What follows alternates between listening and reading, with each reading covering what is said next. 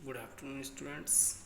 आज हम आपको आपकी poem third education of nature explain करेंगे। एजुकेशन ऑफ नेचर मतलब प्रकृति की सीख या शिक्षा।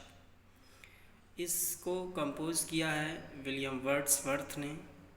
इस पोइम में एजुकेशन ऑफ नेचर पोइम में प्रकृति की सीख के बारे में बताया गया है। इसमें एक बच्ची है काल्पनिक 9 इयर्स ओल्ड जिसका नाम है लूसी। 9 साल की बच्ची है। वो जंगल में ही रहती है। प्रकृति उसको सीख देती है, उसका पालन पोषण करती है। हर तरीके की परिस्थितियों में, बरसात में, आंधी तूफानों में उसको मजबूत रहना सिखाती है। और जब अंत में उसकी मृत्यु हो जाती है तो प्रकृति जो है उसकी मृत्यु पर अत्यधिक दुखी होती है। वो सोचती है कि अब केवल लूसी की यादें रह गई हैं, उसकी यादें ही हमेशा के लिए मेरे पास रह गई हैं। अब लूसी मेरे लिए नहीं रही, उसकी मृत्यु हो गई है। देखिए, फर्स्ट स्टेंजा है 3 इयर्स, 3 साल तक। सी ग्रीव, वह बड़ी हुई। इन सन, धूप में, एंड सावर में, बौछार में। देन नेचर सेड, तब प्रकृति ने कहा, ए लवली फ्लावर, एक सुंदर फूल, ऑन अर्थ, पृथ्वी पर, वाज नेवर सॉन, नहीं जन्मा, उत्पन्न नहीं हुआ। यानी कि नेचर ने कहा कि इससे सुंदर फूल यानी कि सुंदर बच्ची पृथ्वी पर कभी नहीं जन्मी। दिस चाइल्ड, इस बच्ची को, आई टू माई सेल्फ, मैं स्वयं, विल टेक, पालन पोषण करूँगी, मैं स्वयं रखूँगी। सी सेल बी माइन, वह मेरी होगी। And I will make a lady of my आउन, एंड और आई विल मेक, मैं बनाऊँगी, ए लेडी ऑफ माई आउन। ए लेडी मीन्स एक स्त्री, ऑफ माई आउन, स्वयं की तरह, और मैं उसे स्वयं की तरह अपनी तरह एक स्त्री बनाऊँगी। Myself will to my darling भी, माई सेल्फ, मैं अपनी पुत्री को, डार्लिंग भी, जो मुझे बहुत प्रिय है। Both law and impulse, law मतलब अनुशासन, नियम, और इम्पल्स का मतलब है उत्तम भावनाएं सिखाऊंगी।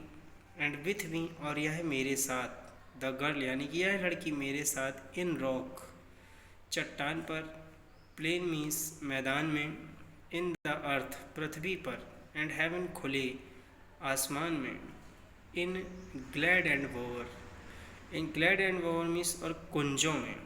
ग्लैड एंड वॉर का मतलब है कुंजों में।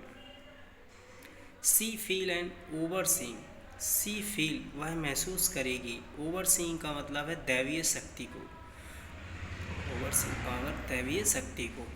टू किंडल और रिस्ट्रेन, और वह अपने आप को नियंत्रित महसूस करेगी।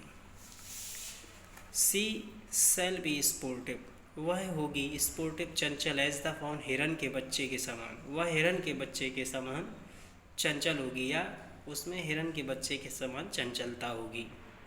That wild with Glee across the lawn, that means जो वाइल्ड विथ ग्ली, प्रसन्नता से, अक्रॉस द लॉन मीन्स घास के मैदानों में उछल कूद करता रहता है। ऑन, और अप द माउंटेन स्प्रिंग्स, और पर्वतों पर उछलता रहता है, और अप द माउंटेन्स, पर्वतों के ऊपर स्प्रिंग उछलता रहता है। And hers shall be the breathing balm, और hers shall be the breathing balm means सुगंधित वायु, सुगंधित वायु। एंड हर्स द साइलेंस, और साइलेंस का मतलब शांति, and the calm of mute insensate things, and insensate things का मतलब होता है निर्जीव वस्तुओं से। म्यूट मीन्स शांति, काम ऑफ म्यूट मतलब शांति प्रदान करेगी, प्राप्त होगी। द फ्लोटिंग क्लाउड्स यानी कि बहते हुए बादल, दियर स्टेट सेल लैंड, दियर स्टेट अपनी स्थिति, अपनी दशा, सेल लैंड उसे प्रदान करेंगे। टू हर, उसे, for her the blow band, उसे झुकना सिखाएंगे। पिलो के वृक्ष जिस तरीके से होता है, झुकता है, उसे झुकना सिखाएंगे। Nor shall she fail to see, nor shall she और न वह असफल होगी, टू सी देखने में, इवन इन द मोशंस यानी कि गति में, ऑफ द स्टॉर्म तूफान की, यानी कि आंधी तूफान की गति में भी वह सुंदरता को देखने में असमर्थ नहीं होगी। Grace that shall mould the maiden's form by silently sympathy. Grace that shall जो मोल्ड द मेडन्स उसे ढालेगा सही, मेडन्स फ्रॉम में सही व्यक्तित्व में, साइलेंट सिंपैथी सहानुभूति के साथ, जो उसे सही व्यक्तित्व में, उचित व्यक्तित्व में सहानुभूति के साथ ढालेगा। अगला है the stars of midnight shall be dear. The stars of midnight, रात्रि के तारे, सेल बी डियर उसे बहुत प्रिय होंगे।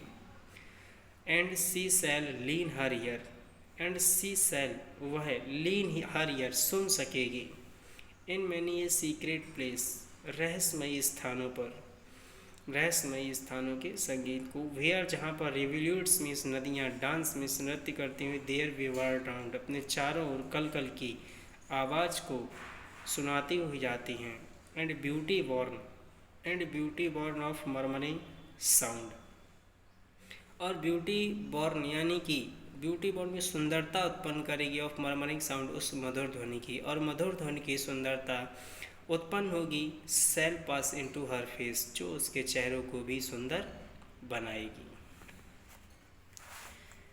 And vital feelings of delight, and vital feelings, और विटल फीलिंग्स का मतलब जीवन प्रदान करने वाली, डिलाइट मीन्स खुशियाँ, shall rear her from to stately height, आनंद प्राप्त करने वाली, उसे जीवन प्रदान करने वाली आनंददायक खुशियाँ, भावनाएं, हर टू स्टेटली हाइट उसे प्रभावशाली रूप से ऊंचाइयाँ, स्टेटली हाइट प्रदान करेंगी।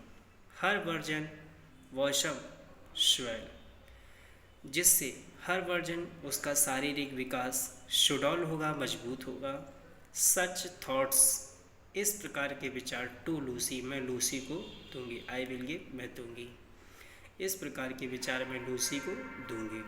वाइल सी, उस समय दूंगी, I together live here in this happy dell, उस समय मैं ऐसे सुंदर विचार लूसी को दूंगी जब आई टुगेदर लिव हम यहाँ साथ साथ, इन दिस हैप्पी डेल इस सुंदर घाटी में एक साथ रहेंगे, तब मैं लूसी को इस प्रकार के ये जो विचार, उपरोक्त विचार आपने पढ़े हैं, ये सब विचार मैं उसको दूंगी।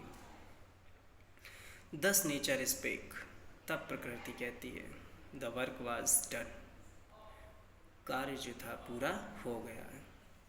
हाउ सून, कितनी शीघ्र, कितनी जल्दी, Lucy's race was run, Lucy's race Lucy का जीवन समाप्त हो गया है। सी डाइड, उसकी मृत्यु हो गई है। एंड लेफ्ट टू मी, मेरे लिए छोड़ गई है। दिस हैथ, यह कटीली झाड़ियाँ, दिस काम शांति, एंड क्वाइट सीन, यह शांत दृश्य, द मेमोरी, और वो यादें, सब यादें, व्हाट हैज़ बीन, जो कभी रही थीं, and never more will be, और जो हमारे साथ कभी रहेंगी। अब लेकिन never more will be, Lucy अब हमारे साथ नहीं रहेगी, केवल उसकी यादें, जो उसने किया, जो हमारे साथ वो रही थी, जो कार्य उसने किए थे, उन सभी की यादें केवल हमारे साथ रह गई हैं, और वही हमारे साथ रहेंगी। लूसी अब हमारे साथ नहीं है। ठीक है स्टूडेंट्स, इसको पोएम को पढ़ लें आप, तीसरी पोएम है आपकी, और इसको पढ़ने के बाद अगर ना समझ में आए, दोबारा पढ़ें, फिर भी ना समझ में आए, तो आप अपनी हमें प्रतिक्रिया जो है कमेंट बॉक्स में सेंड कर सकते हैं। ठीक है, पढ़ने के बाद अपनी प्रतिक्रिया ज़रूर कमेंट बॉक्स में सेंड कर दें। Thank you.